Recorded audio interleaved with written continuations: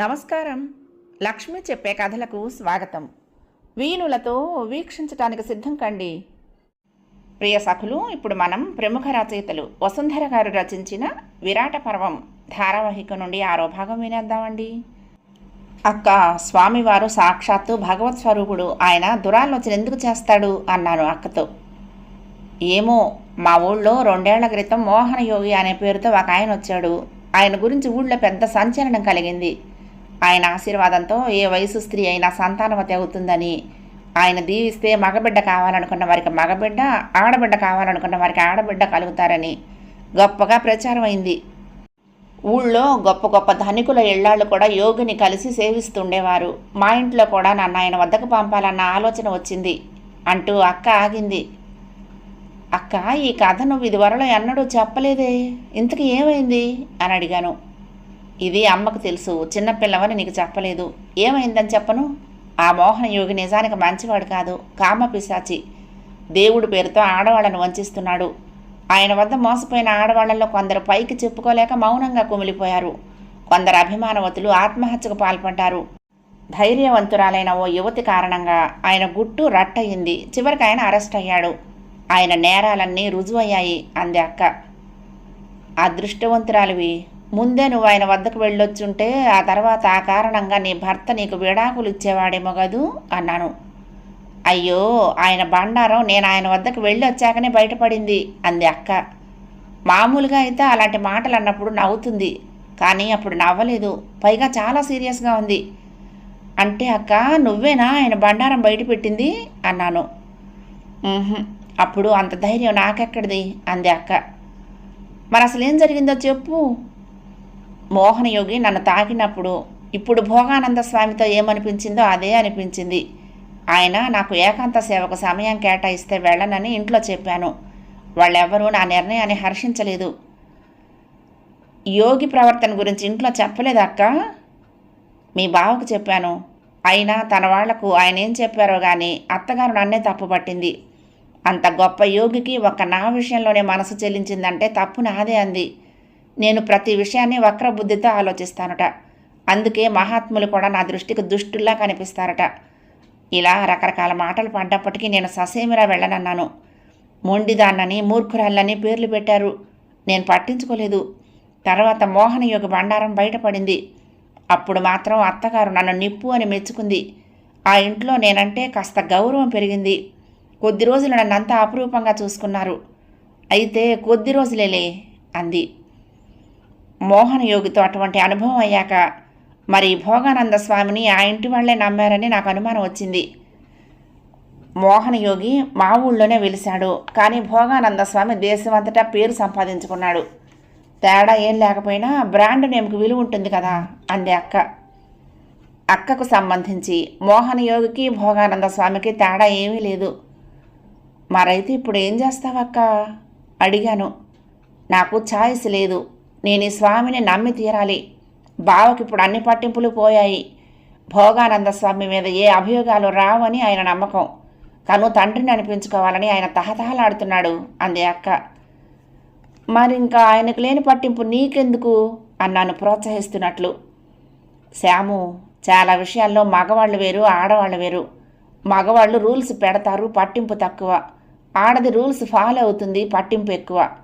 మోహన యోగి స్పర్శకు నాకు ఒళ్ళంతా కంపరం ఎత్తినప్పుడు మొదటిసారిగా నాకు అర్థమైంది నేను కూడా పతివ్రతనని.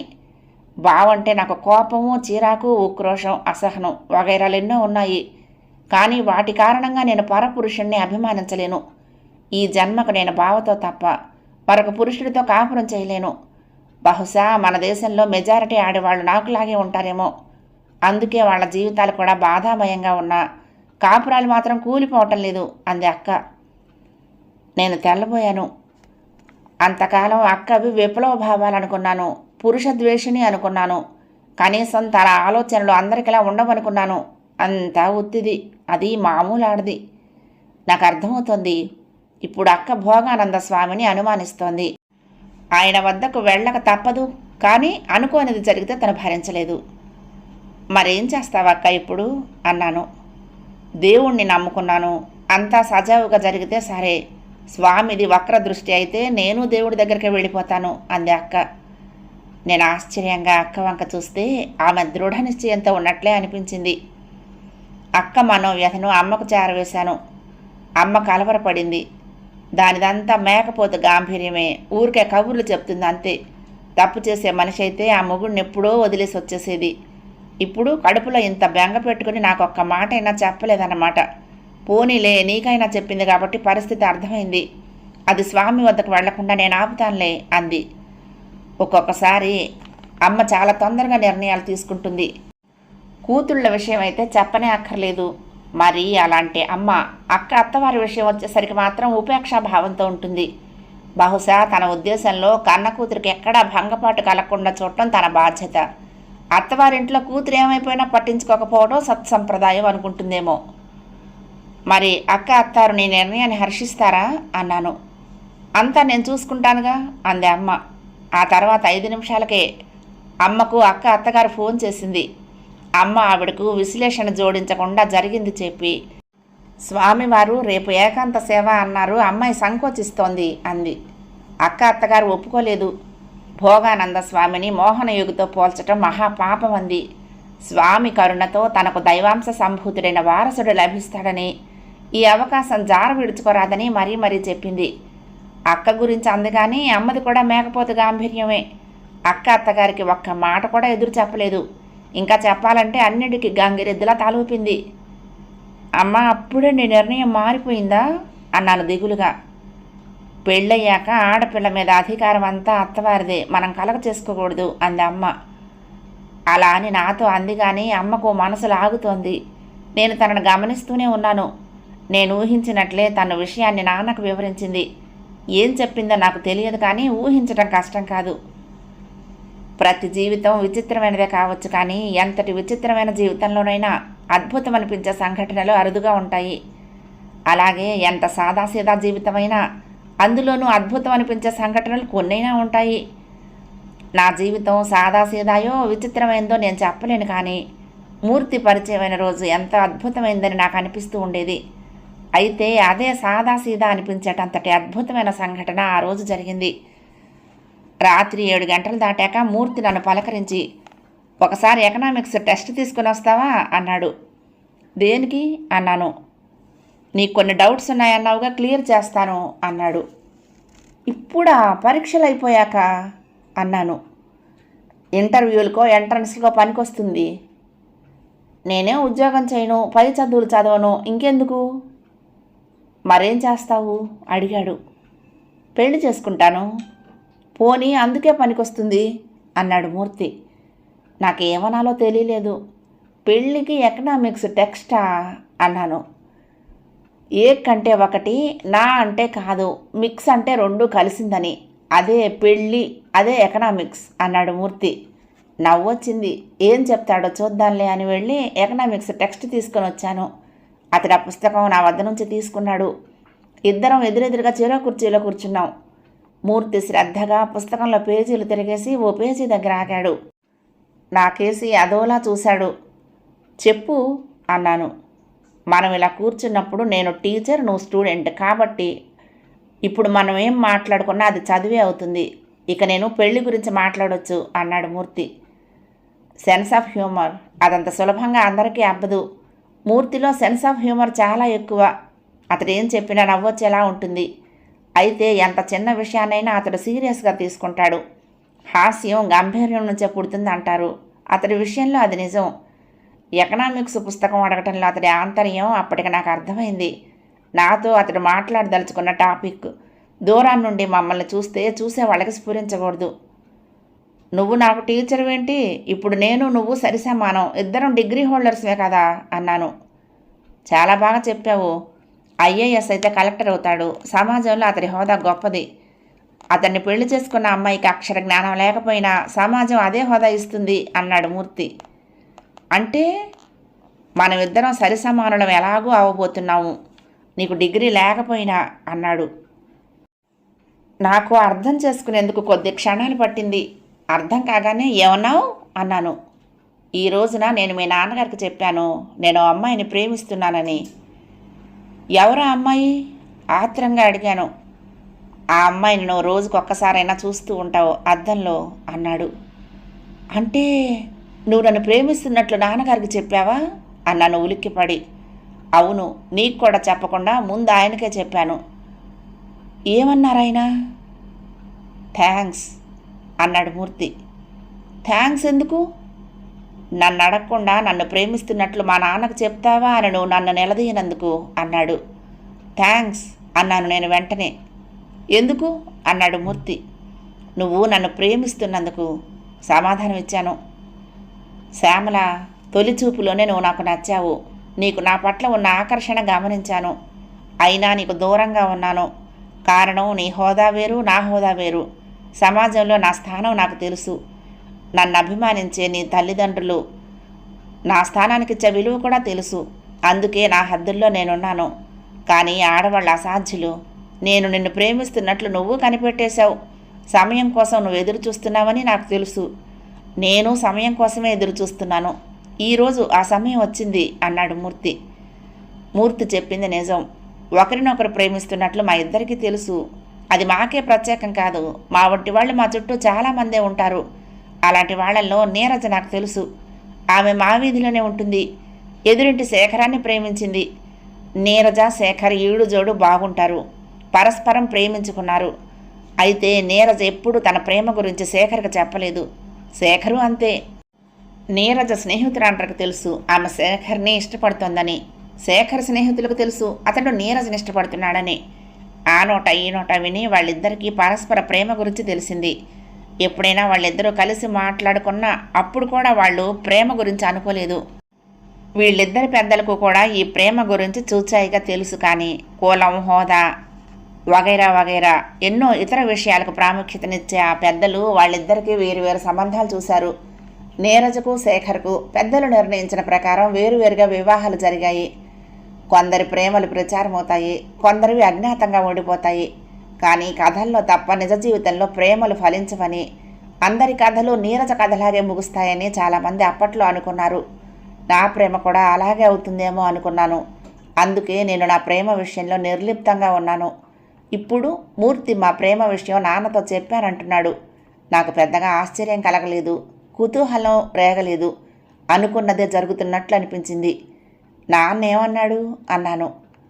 సాహసం చేయరా డెంభక, రాజకుమారి వరుస్తుంది అన్నారాయన. చెప్పాడు. మూర్తి అదేదో జోక్లాగా చెప్పాడు, కానీ దాని వెనుక చాలా సీరియస్ మ్యాటరే ఉంది. మూర్తి, నాకు ఇప్పుడు సమస్య వచ్చింది అన్నాడు విఠలరావు. చెప్పండి సార్, అది సమస్య అవునో కాదో తేలుద్దాం అన్నాడు మూర్తి. మా అమ్మాయి గంగ నల్లనివన్నీ నీళ్లని, తెల్లనివన్నీ పాలని నమ్ముతోంది అన్నాడు విఠలరావు. నాకు తెలుసు సార్. అది భోగానంద స్వామిని నమ్మింది. ఆయన నీరో పాలో తెలియటం లేదు. నాకైనా 1,80,000 ఇచ్చారు సార్ అన్నాడు. అందుకే ఆయన నమ్మాలని నాకు అనిపిస్తోంది. కానీ ఇలాంటి స్వాముల నిజస్వరూపాలు ఆడవాళ్ల ముందు రాత్రి సమయాల్లోనూ బయటపడతాయి. గంగ నమ్మకం ఒమ్మైతే ఆయన దాన్ని మోసం చేస్తే అది చేతులు కాలేక ఆకులు పట్టుకునే రకం కాదు. మహా అభిమానవతి. నా కూతురు నాకు దక్కకుండా పోతుందేమోనని నాకు భయంగా ఉంది అన్నాడు విఠలరావు. అయితే నేనేం చేయాలో చెప్పండి సార్ అన్నాడు మూర్తి. ఈ రాత్రి నువ్వు ఆశ్రమానికి వెళ్ళి స్వామి నిజస్వరూపం తెలుసుకునే ప్రయత్నం చెయ్యి. నా అనుమానం నిజమైతే గనక మా సమస్యను నువ్వు అక్కడికక్కడే పరిష్కరించాలి. ఎలా సార్ అన్నాడు మూర్తి. ఒకసారి హంతకుండాన్ని ముద్ర వేయించుకున్నావు, అది మోసం. ఇప్పుడు అలాంటి అవసరం వస్తే ఇది సాయం అన్నాడు విఠలరావు. మూర్తి వెంటనే, సార్, నా మీద హంతకుడన్న ముద్ర ఉంది, కానీ నేనెప్పుడు హత్యలు చెయ్యలేదు, చేయలేను కూడా అన్నాడు. కానీ ఇప్పుడు చెయ్యాలి అన్నాడు విఠలరావు. నేను చాలా మామూలు మనిషిని సార్, నేను హత్యలు ఎలా చేయగలను? మూర్తి, నువ్వు మామూలు మనిషివి కాదు, కరడు గట్టిన మంచితనానివి. భోగానంద స్వామి మంచివాడు కాదని, దుర్మార్గుడని నీకు అనిపిస్తే నీలోని మంచితనం అంతులేని ఆవేశానికి గురవుతుంది. నువ్వేం చెయ్యవు, ఆ ఆవేశం స్వామిని అంతం చేస్తుంది అన్నాడు విఠలరావు. నేను త్యాగాన్ని నమ్మినవాణ్ణి, ఆవేశంలో అయినా సరే హత్యలు చేయలేను అన్నాడు మూర్తి ఆయన మాట కాదనటానికి ఇబ్బంది పడుతూ. నా కోరికలో కరడు కట్టిన స్వార్థం ఉంది మూర్తి. అది నీ నుండి త్యాగాన్ని కోరుతోంది. ఆ విషయం నాకు తెలుసు. నువ్వు హత్య చెయ్యాలని రూలేం లేదు, ఆవేశపడు, అది చాలు, నా సమస్య పరిష్కారం అయిపోతుంది అన్నాడు విఠలరావు. భోగానంద స్వామి నాకు మేలు చేశాడు సార్. అది అలా ఉంచితే బలంలో ఆయన ఉత్తర గోగ్రహణం గావించిన భీష్మ ద్రోణ కర్ణాది అతిరథ మహారథులున్న కౌరవసేనకి ఏమాత్రమూ తీసిపోడు. నా పరిస్థితి బృహన్నల కంటే హీనంగా ఉంది. నాకు గాంధీవం లేదు, దివ్యాస్త్రాలు లేవు. అంతేకాక నా అజ్ఞాతం బయటపడితే ఉరితాడు నా మెడకు అలంకరించడానికి సిద్ధంగా ఉంది. ఆ స్వామి మంచివాడు కాకపోతే నేను ఆయన్ను ఎదిరించగలనా అన్నాడు మూర్తి. మూర్తి, నీ శక్తి సామర్థ్యాలు నాకు తెలుసు, నీకు తెలుసు. కానీ మొహమాటం కొద్దీ తటపటాయిస్తున్నావని నా అనుమానం. నువ్వు నా కూతుర్ని బతికించాలి, అది నా విన్నపం, కాదనకు అన్నాడు విఠలరావు. మూర్తి ఓ క్షణం పాటు తటపటాయించాడు. నేను మిమ్మల్ని ఓ విషయం అడగొచ్చునా అన్నాడు. అడుగు నిస్సంకోచంగా అన్నాడు విఠలరావు. మీరు వడ్డీ వ్యాపారి, అసలును వడ్డీతో రాబట్టడం మీ వృత్తి. ఇప్పుడు నా విషయంలోనూ అదే చేయాలనుకుంటున్నారు. కానీ మీలో కరడుగట్టిన స్వార్థం ఉందంటే ఇప్పటికీ నేను నమ్మను. మీరు నాకు ఆశ్రయం ఇచ్చిన తీరు నేను ఎప్పటికీ మర్చిపోను. ఇప్పుడు మీరు స్వార్థం అంటున్న దాని వెనుక కూడా ఏదో గొప్ప ప్రయోజనం ఉంటే నేను ఆశ్చర్యపోను అన్నాడు కృష్ణమూర్తి. ఇదంతా నన్ను పొగట్టమే కదా, ఇది చెప్పటానికి ఎందుకు సంకోచించావు అన్నాడు విఠలరావు. నేను చెప్పేది ఇంకా అవలేదు. మీ గురించి చెప్పాను, ఇక నా గురించి చెప్పాలి. నేను మీ దగ్గర 4 ఏళ్లుగా శిక్షణ పొందాను. అసలును వడ్డీతో రాబట్టడంలో మిమ్మల్ని మించానని మీరే అన్నారు చాలాసార్లు. ఇప్పుడు నేను అదే చేయబోతే దాని వెనక ఓ మహత్తర ప్రయోజనం ఉండి ఉండొచ్చని మీరు అనుకోగలరా? ఆగాడు మూర్తి. ఏంటి మూర్తి నువ్వు చెప్పదలుచుకుంది? విఠలరావు అడిగాడు. మీరు మీ అమ్మాయి గురించి ఆలోచిస్తున్నారు, నేను మీ అమ్మాయి గురించి ఆలోచిస్తున్నాను. మీరు ఆలోచిస్తున్నది పెద్దమ్మాయి గురించి, నేను ఆలోచిస్తున్నది చిన్నమ్మాయి గురించి. ఆమెను నేను ప్రేమిస్తున్నానని మీకు తెలుసా అన్నాడు మూర్తి. విఠలరావు భ్రుకుటి ముడతలు పడింది. ఈ విషయం శ్యామలకు తెలుసా అన్నాడు ఆయన. ఆమె నన్ను ప్రేమిస్తోందని తెలిసాకే నాకు ఆమెపై ప్రేమ పుట్టింది. అయితే మాది ఫలించే ప్రేమ అని ఇద్దరం అనుకోలేదు, అందుకే ఎప్పుడూ చెప్పలేదు అన్నాడు.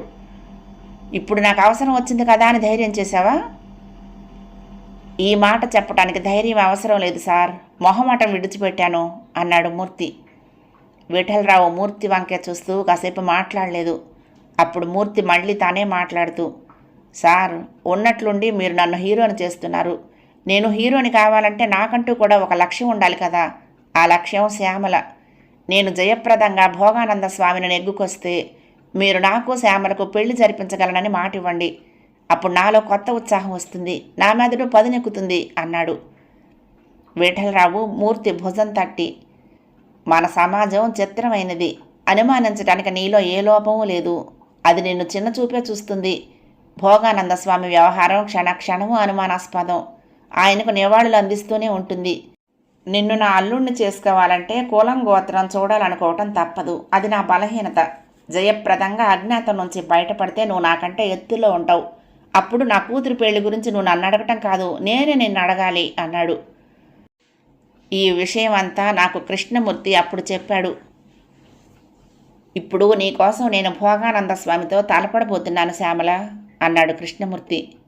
నేను ఆశ్చర్యంగా అతని వంకే చూస్తూ, అంత తాపీగా చెప్తావేంటి అన్నాను. ఆజానబాహుడైన బలిచక్రవర్తిని 3 అడుగుల నేల అడిగినవాడు వామనుడు. శత్రువును అధిగమించడానికి తన రూపం పెంచి ఇంతింతై అంతంతయ్యాడు. అప్పుడు అంతటి ఆజానబాహుడు వామనుడి ముందు వామనుడయ్యాడు.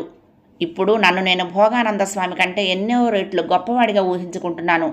స్వామి నా ముందు వామనుడిలా అనిపిస్తున్నాడు. ఆయనతో తలపడటానికి నాకేం గాబరా లేదు అన్నాడు మూర్తి. అనుకుంటే నీ రూపం పెరుగుతుందా?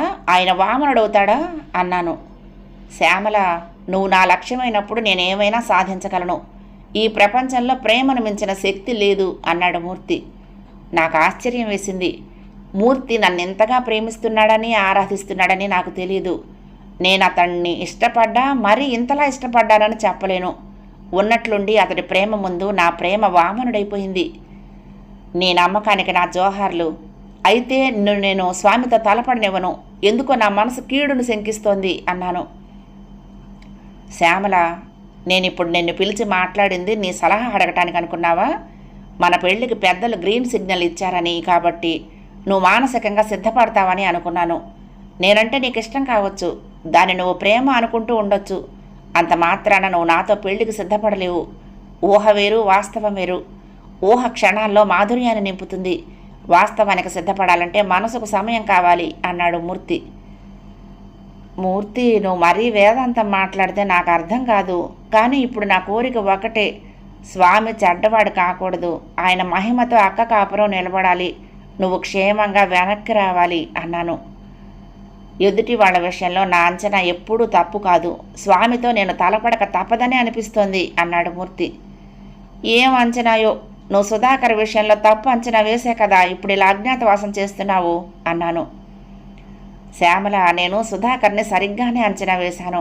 అతడి వలన నాకు ప్రమాదం ఉండవచ్చునని అనుమానించాను. అయితే అదంతా నా భ్రమ అనుకున్నాను. అంతా అనుకున్నట్లు జరగటం వల్లనే నాకు నా శక్తి మీద నమ్మకం పెరిగింది. అప్పుడే నేను నా శక్తి మీద నమ్మకం కలిగి ఉంటే నాకు ఈనాడు ఈ గతి పట్టేది కాదు. ఒకసారి తప్పు చేశాను, ఇక చెయ్యను అన్నాడు మూర్తి. నేను ఆశ్చర్యంగా అతడి వంక చూశాను. అతడి కళ్ళు మెరుస్తున్నాయి, ముఖంలో తేజస్సుంది. అయితే మూర్తి, స్వామితో ఎలా తలపడతావు అడిగాను. స్వామి నాకు డబ్బిచ్చాడు, నా కష్టాలు తీర్చాడు, నా మచ్చను చూపాడు. అలాంటి స్వామితో తలపడటానికి నాకు తగిన కారణం ఉండాలి. ఆ కారణం నాకు దొరికితే స్వామి పని అయిపోయినట్టే అన్నాడు మూర్తి. వేలాది భక్తుల నమ్మకం మీద నువ్వు దెబ్బతీయాలనుకుంటే వాళ్ళంతా నిన్ను బతకనిస్తారా మూర్తి అన్నాను భయంగా. భయపడకు శ్యామల, నువ్వు నన్ను భయపెట్టకు. హేమాహేమీలందరూ దేవుడని కొలిచిన శ్రీకృష్ణుడి మరణం ఒక బోయవాడి బాణంతో సంభవించింది. అతిరథ మహారథులను కురుక్షేత్ర రణరంగంలో మట్టి కరిపించిన అర్జునుడు చివర్లో శ్రీకృష్ణుడి జనాలను రక్షించటానికి అశక్తుడయ్యాడు. ఈ ప్రపంచంలో ప్రతి వ్యక్తికి విశేషానికి ఓ సమయం ఉంటుంది. ఇప్పుడు నా సమయం వచ్చిందని నేను అనుకుంటున్నాను. స్వామికి ఇది కాని సమయం అయితే ఆయనకు పతనము, అవతార సమాప్తో తప్పనిసరి. ఆ విషయమై రాత్రంతా ఆలోచిస్తాను అన్నాడు మూర్తి. మూర్తిని చూస్తే అతడి ముఖంలో నమ్మకం స్పష్టంగా కనపడింది. అది చూడగానే నమ్మకం నాలోనూ పుట్టింది. అరే, నేను ప్రేమిస్తున్న మూర్తి నన్ను ప్రేమిస్తున్నానని చెప్పిన అద్భుత సంఘటనలోని మాధుర్యాన్ని అనుభవించడానికి బదులు నేను ఇంకేమేమో ఆలోచిస్తున్నానేమిటి అనుకున్నాను. పైకి అతడితో, నీ జీవితంలో విరాట పర్వం ముగియబోతోంది, ఆల్ ది బెస్ట్ అన్నాను. సేమ్ టు యూ అంటూ తన చేతిలోని ఎకనామిక్స్ పుస్తకాన్ని మూసి నాకు అందించి అక్కడి నుంచి లేచి వెళ్ళాడు మూర్తి. ఆ రాత్రి నాకు నిద్ర పట్టలేదు. చిన్న కునుకు పడితే చాలు, అందులో కలలు, ఆ కలల్లో భోగానంద స్వామి మనుషులు. కొందరి చేతుల్లో శూలాలున్నాయి, కొందరి చేతుల్లో కొరడాలున్నాయి, కొందరు కరాటే ఫోజులు ఇస్తున్నారు. అందరికీ లక్ష్యం మూర్తి. అతడు సినిమా క్లైమాక్స్ సీన్స్లో హీరోలా వాళ్ళని ఎదుర్కొంటున్నాడు. నేను చూస్తున్నాను, మధ్య మధ్య కేకలు వేస్తున్నాను. మెలకువ వస్తే అమ్మయ్య అనిపిస్తోంది, నిద్ర పడితే అమ్మో అనిపిస్తోంది. నిద్ర చెడినప్పుడల్లా రేపటి గురించి ఆలోచిస్తున్నాను. రేపేదో అద్భుతం జరగబోతోంది. అంతా చిత్రంగా ఉంది నాకు. భోగానంద స్వామి నన్ను దీవించాడు, నాతో సభ్యంగా ప్రవర్తించాడు. నేనిష్టపడ్డ మూర్తిని అజ్ఞాతం నుండి బయటపడేయటానికి 1,80,000 ఇచ్చాడు. అయినా నేను మూర్తి ఆయన గురించి తప్పుగా ఆలోచిస్తున్నాం. కారణం ఏంటి? మానవాతీత శక్తుల్ని మనం నమ్ముతామన్నది భ్రమ. అనాది నుండి మానవాతీత శక్తులు చూపిన వారిలో మహానుభావులు ఉన్నారు, దుష్టులు ఉన్నారు. కానీ అందరినీ ఏదో సమయంలో అనుమానించటమే జరిగింది. కడివెడు పాలను ఒక ఉప్పురాయి విరిచినట్లు మానవాతీత శక్తుల పేరిట మోసం చేసిన ఒక మనిషి ఎందరో మహానుభావుల కృషిని వృధా చేయగలడు. మరి భోగానంద స్వామి ఏ కోవకు చెందినవాడో? అతడు ఏ కోవకు చెందిన మూర్తి అతన్ని ఎలా ఎదుర్కోగలడు?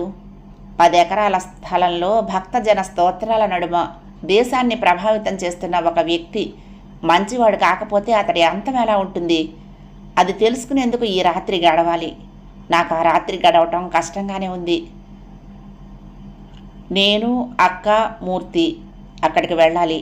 మళ్ళీ అదే కాంబినేషన్. అక్క తలస్నానం చేసింది, పట్టుచీర కట్టుకుంది, చేతిలో 3 తులసి దళాలు పట్టుకుంది. నేను నేత చీర కట్టుకున్నాను.